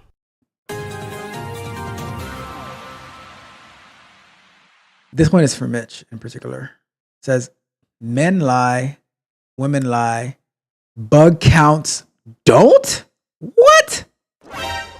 All right. So Bug counts don't matter. Lie. Why bother saying it? Does anyone hate when a manager says bug count doesn't matter towards success here? Then immediately backpedal in your one-on-one saying your bug count is rather low. So let's start the timer on that one. I have never been at a company that actually, I take that back. I was at a company where the manager added like the bug, like how many defects we report for like 2 weeks and then took it out because they're like, all right, this is nonsense. Because then, see, because, right, we are, what's the word I'm looking for? We are, we're tricksters, right? We're always looking for a shortcut for the most part. Not everybody, of course, but for the most part, we're always looking for like a shortcut. So when you start having these bug counts, right? It's like, you know how they say that the police, they have a quota to meet, so then they'll start writing tickets on at the beginning of the month and at the end of the month and stuff like that. Is that true? I don't know.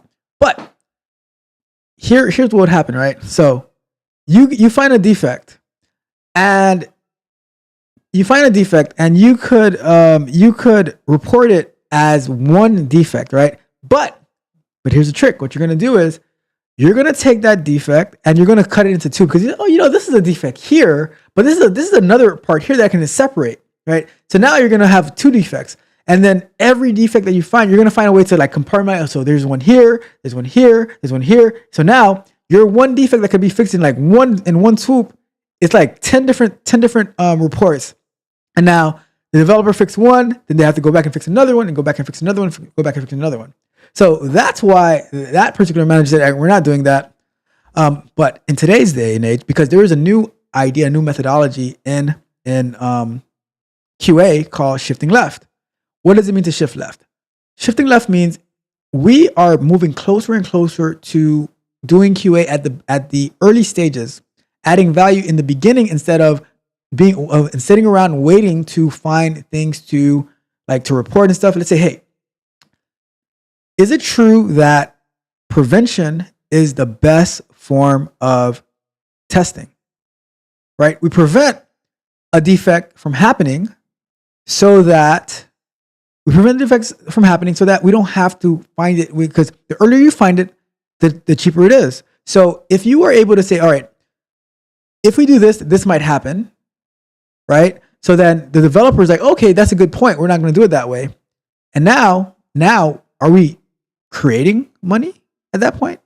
It's not costing us anything because we're preventing it from happening.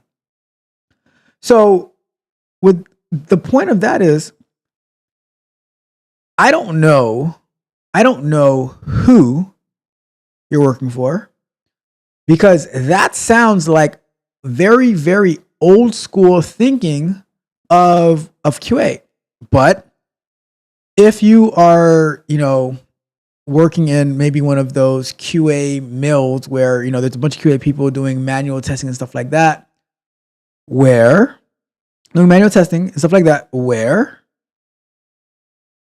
they still have like an older mindset of QA, and they expect you to be like, get a ISTQB certification. And then they're like, I can't even remember the word, but I remember I asked a question one time, like, okay, let's say we have your car. No lie. I asked this question a while ago. I said, and this is the question I always ask for people in QA, right?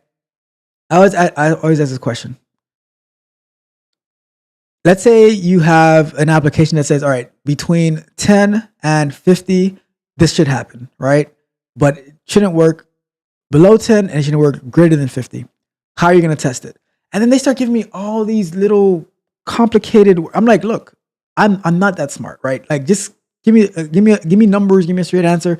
Like, and you in the theory of relativity, and then Einstein, and then with Pythagoras theorem, and then if the moon is aligned this way and the stars are aligned that way, and then one of those I don't even know how you call them, but the Milky Way comes into light, and then the whales in the ocean, they have to be doing this at this particular time, because if not, then the answer is going to be 25. I'm like, huh? This is how these conversations go. All right. So, so I'm like, okay, so all of that certification, all those boot camps, all those courses, they didn't teach you like how to do a boundary test or something like that. So shifting left, right? Like your card says, being proactive more than being reactive. There's some stuff that's going to make it through the cracks, but you get so much more done when you are contributing early. Just today, no lie, I'm on a call with one of my software engineers, and we're just talking about like how we're going to approach testing as well as how they're approaching the development. And I'm asking questions because as I'm sitting there, like, you know, we're trying to figure this thing out. I'm like, so if we were to do this, I'm asking QA questions like on the spot, like, so based on what you're telling me with this code, if we were to go and if we were to like add this here, is this a possibility of happening? And they're, oh, let me check how the code looks. Let me Trap is killing me with that one. But anyway, let me finish this up, right? So we're going through it, and we're like collaborating right there on the spot, getting a bunch of stuff done. And we left that meeting like, oh, okay, we're a lot more confident in where we're going to be testing where the code is going. So I think that you need to also, if your manager is saying, why are your bug counts rather low this month? Because hey, Mr. or Mrs. Boss, I was out here being proactive instead of reactive. And now there are no bugs because we caught them before they were created. We did a minority report on the bugs. That's what we did. All right. So with that being said, and you know, I normally go through the chat in order, but I have to pull up this one first, right? Because Trap says, I was a beast at Pythagorean's theorem. Shut up. You see? That's what I'm talking about. I can't even spell Pythagorean's theorem. I could barely say Pythagorean's theorem. It has too many syllables for me. And it says one problem would take up half a page and a half. Tell me about it. Like, you see how much paper they used to make us waste back then, right? I know what you mean. I know what you mean. All right. So your car says, I'll start building everything with a bug and then fix it for the report. I would look like a hard worker. Like, honestly, you can think about this, right? If it's a bug quota, and let's say you get paid extra per bug that you find, right? Why not just like say, hey, Mr. and Mrs. Software Engineer, I will give you a third of my bug bonus if you implant this little bug here. It doesn't have to be a super difficult bug, but just put a little bug here, and then I already know where to find it, and let's make that bug be a bug that can be split into 3 different things. It's all like, you just have to change one line of code, right? But it generates 3 separate bugs. And now I have my bug quota. You know, it's like sales quota, but we have a bug quota. And we can, and now you get a third of that, right? So, and that's why when we have these arbitrary numbers that doesn't mean much. Like, what if you have really, really good software engineers that they're not it's not easy to find bugs. Are you like left out because of that? So I think the whole bug count thing is nonsense, and that is old way of thinking. And as your card just added, shifting left means being proactive more than being reactive. And I think like in tech nowadays, we used to be very, very reactive in tech back then, but now like it's at the end of the day, it all comes down to how can we save money? At my job, like we are always looking for ways to optimize costs in our cloud technologies, right? Because hosting online, the cloud can be very expensive. maybe not expensive as if you were having your own like server center and stuff like that, but it's still expensive, and we're always looking to save costs, right? So let's keep going. Exactly. And Trap says, I haven't had to use it since either high school. High school was the real scale. For like, I did the last time I used calculus was in college, and there was this one time I was going to class, and I think it was calculus actually, and I said, you know what, let me stop by the gym. It was like 30 minutes before class started. I said, let me stop by the gym, play a game of basketball, and then I'll go to class.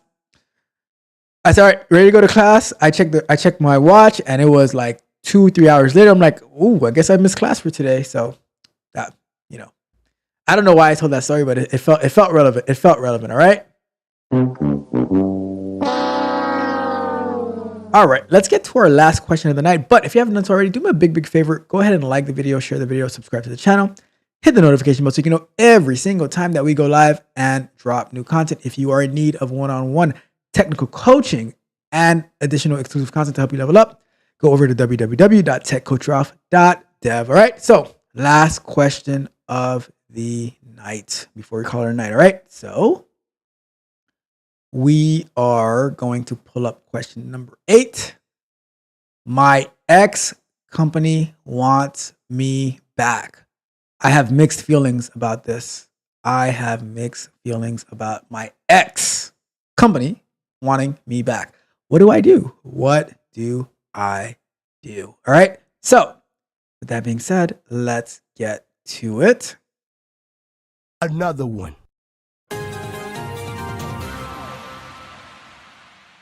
My work fired me.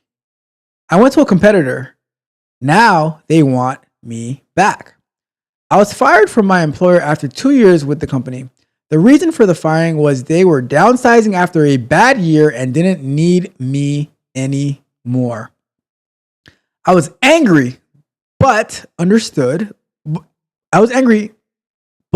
Understood we did have a brutal year, but truly thought I was a key piece to the team. After about a month, I went to work for a direct competitor as an individual contributor in a sales role. My W-2 for my previous employer was $155,000, and my new role gave me a guaranteed compensation of $148,000 with better benefits. And since I didn't have to manage anyone, I feel so much happier. I was telling you, management takes a lot out of you. All right. So you went down a little bit, right? Because you're no longer a sales manager. And to go down, if the difference between being a manager and being an individual contributor is about 7,000, that's a interesting one. All right, interesting one. So fast forward to last week, one of their top reps had legal issues and parted ways, so now desperately need someone to fill that role. My wife hates them. I don't know what your wife has to do with your company, but all right. The owner is although it's a large company, and I'd never have to see him in this role. And they've called me 4 times in the last week to beg me to come back. They want to offer me $200,000. Oh, shout out to you. I don't have the thing up to see who it is, but welcome to the show. Thank you so much for subscribing. All right. So they want to offer me $200,000, but I'm not sure if it's worth it. Any advice? So let's make sure we have this into context, right? Let's start our timer, right? They fired you. You thought that you were very, very important. They said, not so important. But now somebody ran into some legal issues and they're out of there, and they're begging you to come back for $200K, which is $45K that you were making when you were there. And it's also $52K more than you're making now. What do? But caveat, your wife hates that company. I'm not sure why she hates their company. And you don't like the owner, although you'll never get to see the owner. So, is the stress and okay? So let's put it like this: would I become a manager if I was making 55? If I was making 148K as an individual contributor, and I was like all happy and stuff, which I don't really know what happiness means, but whatever. But would I be? Would I take the job for 200K if I'm making 148K? But I'd have to be a manager. I might be a little bit more stressed. Well, that's a tough one, right? That is a tough one. Would I be an individual contributor for 148K, or would I go for 200K and have to manage people? Well,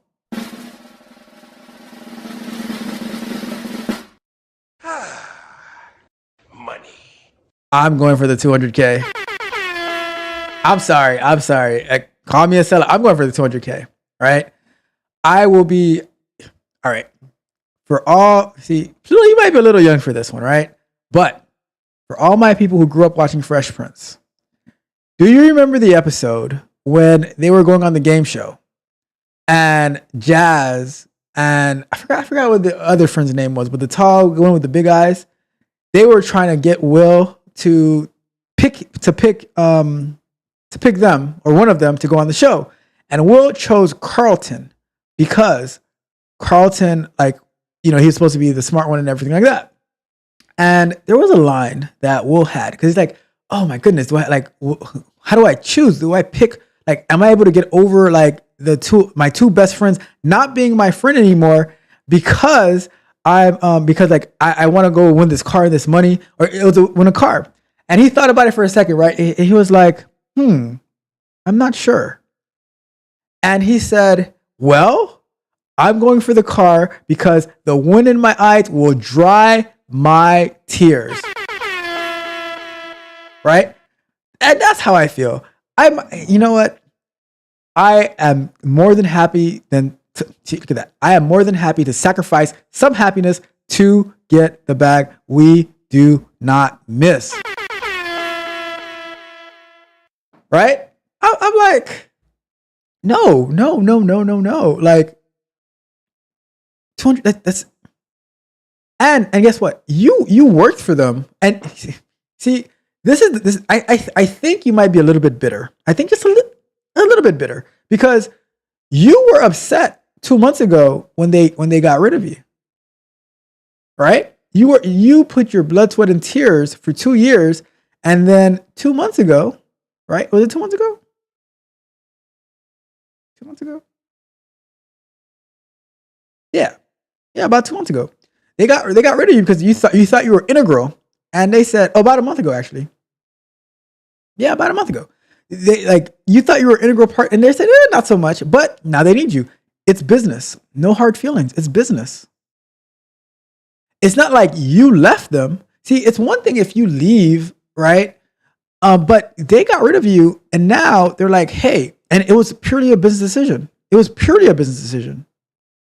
It's like, and maybe they made the wrong decision. I don't know. But guess what?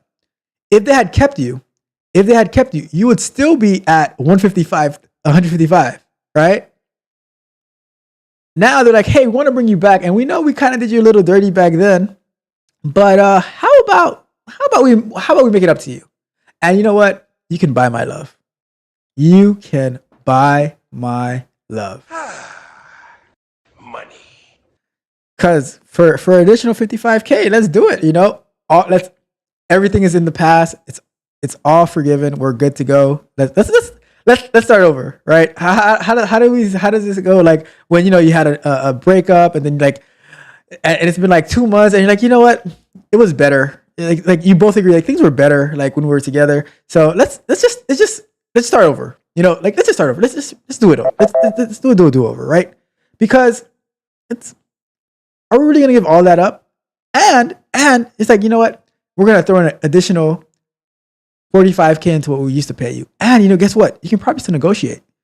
Why not throw in an extra, throw in some extra PTO, throw in something for your wife to make her feel better, whatever. They need you more. I was about to say they need you more than you need them, but for an additional 45K. I don't know. Like, I think we might need each other on this one, right? We might need each other. So I'm just saying. Anyways, that's my thoughts. I would say, hey, let bygones be bygones. Let bygones be bygones, and go out there, get out of your fifis, and go get that 200K. Go get that 200K. All right. With that being said, we're gonna wrap that question up with a nice bow on top.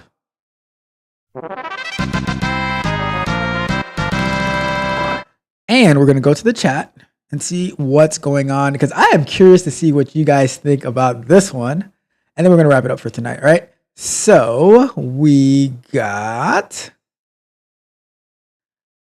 So your car is responding to the school stuff. We didn't learn one thing in geography. Oh my God. I hate it.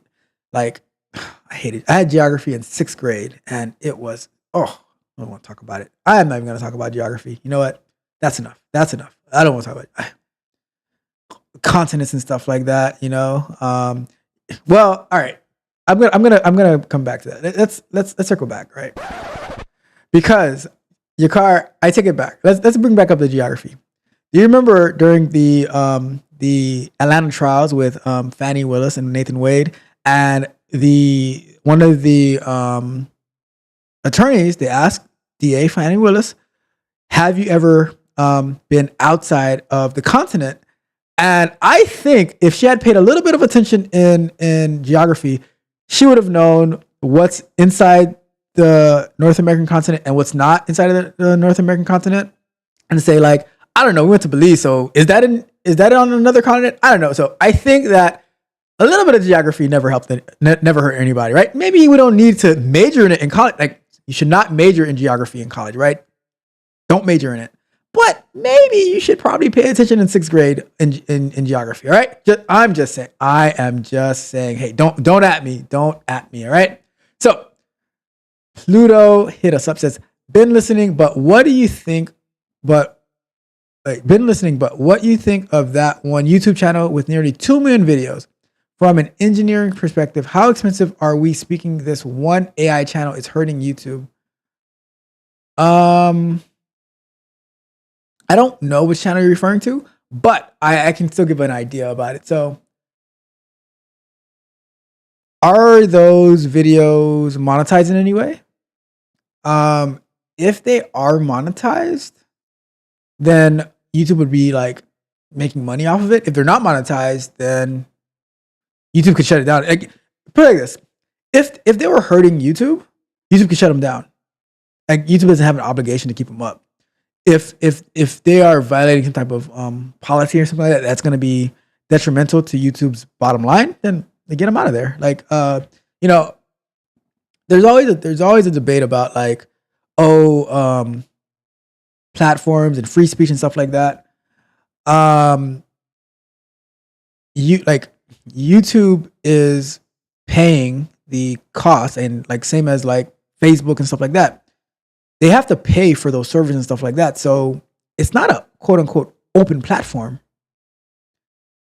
Now, you know, so if it's harming the platform, then they have to, like, if it monetarily as well, like if they're putting like 2 million videos and it's taking up space and it's not monetized and YouTube is not getting anything out of it, then I wouldn't be opposed to shut it down. But I'm not 100% familiar with that channel, so I'm not totally sure, right?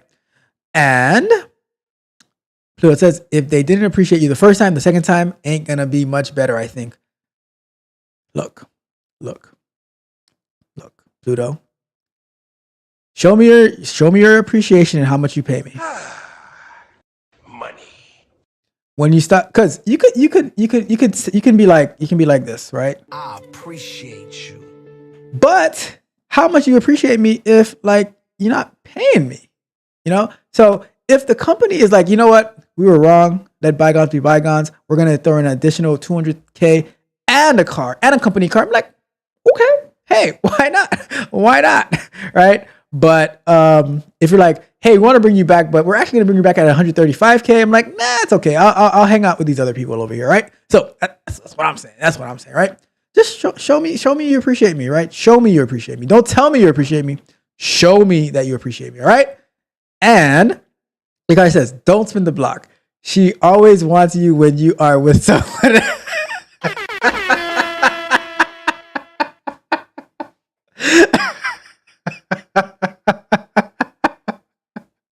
That's a good one.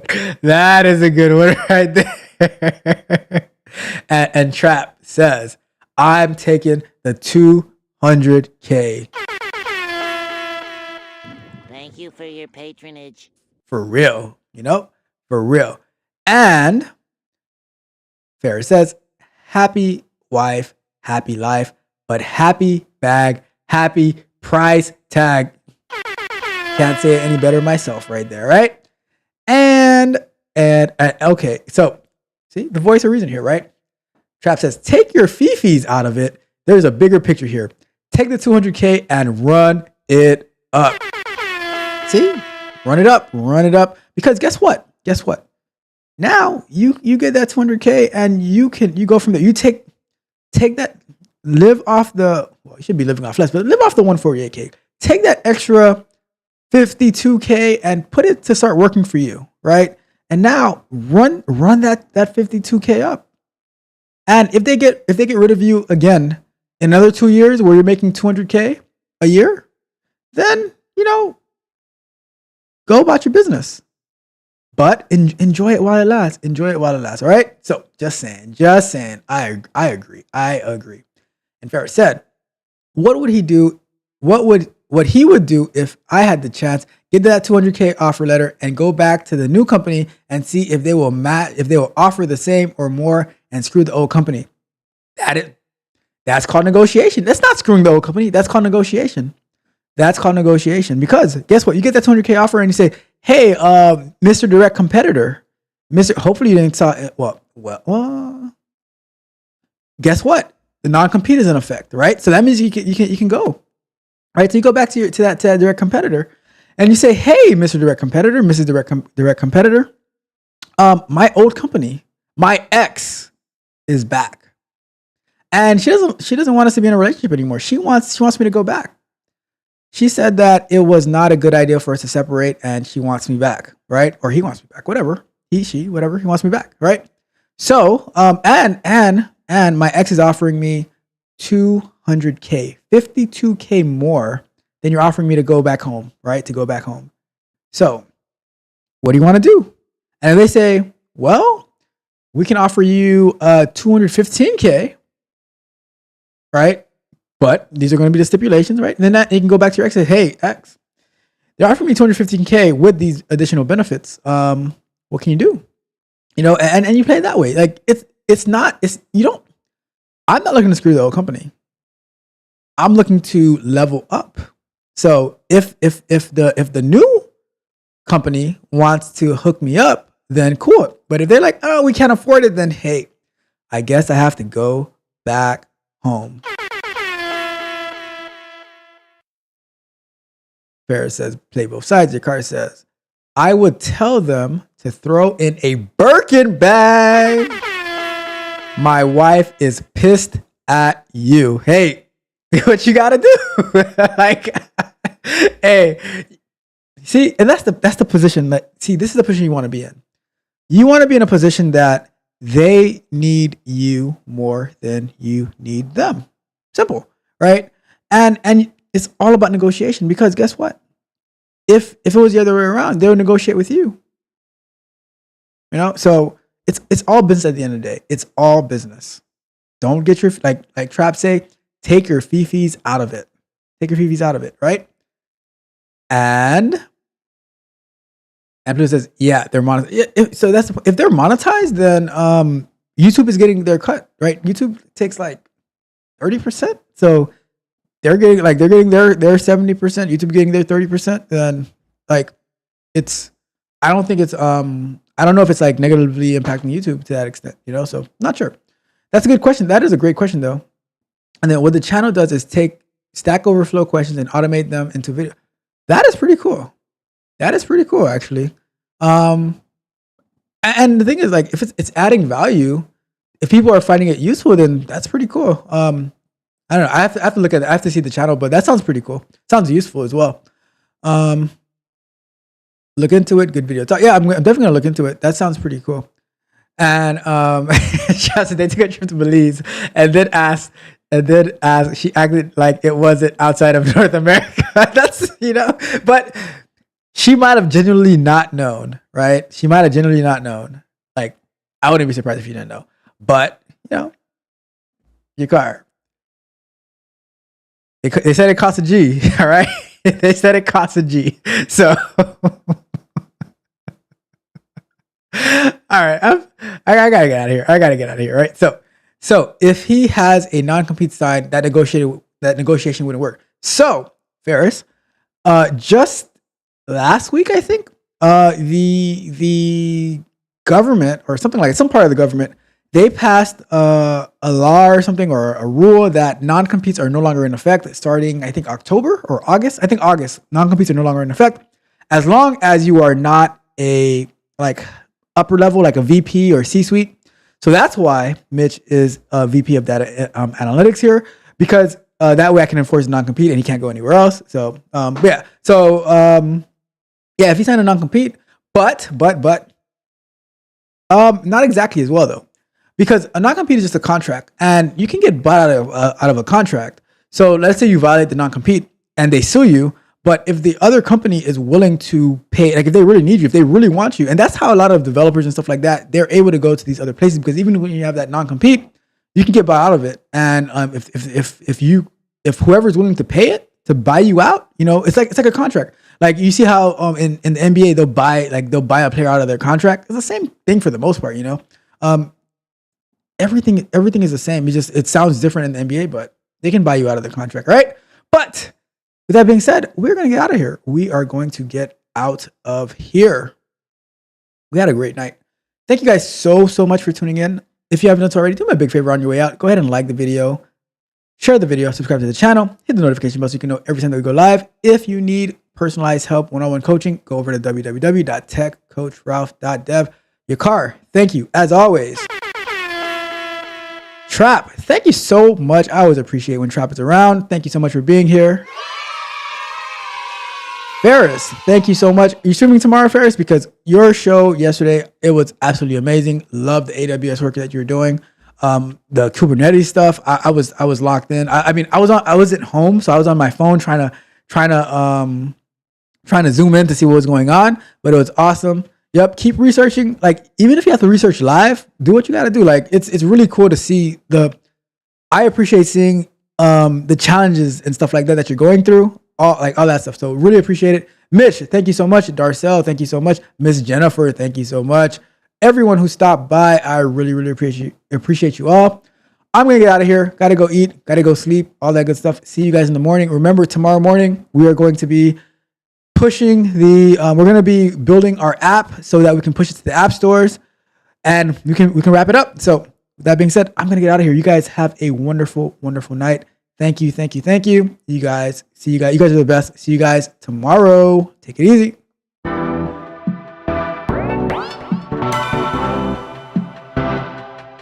You might think that getting into the IT field is impossible without a computer science degree, but Tech Coach Ralph is here to prove you wrong. Get ready for some jaw-dropping revelations on how to break into this lucrative industry. Listen up, tech enthusiasts. Are you ready to break through into the IT field, but feel like you need a computer science degree to make it happen? Think again. Tech Coach Ralph has some exclusive, mind-blowing secrets to share with you. Get ready to be blown away by his jaw-dropping revelations on how to break into the tech industry without a computer science degree. So get your notepad ready, because Tech Coach Ralph is going to change your life forever.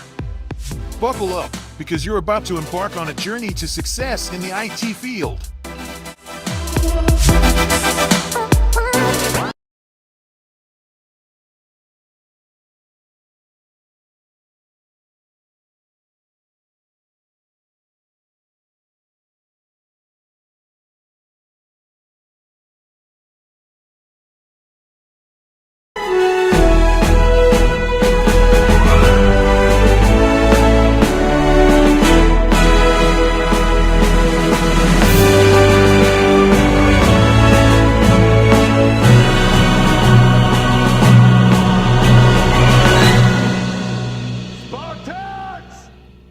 your profession!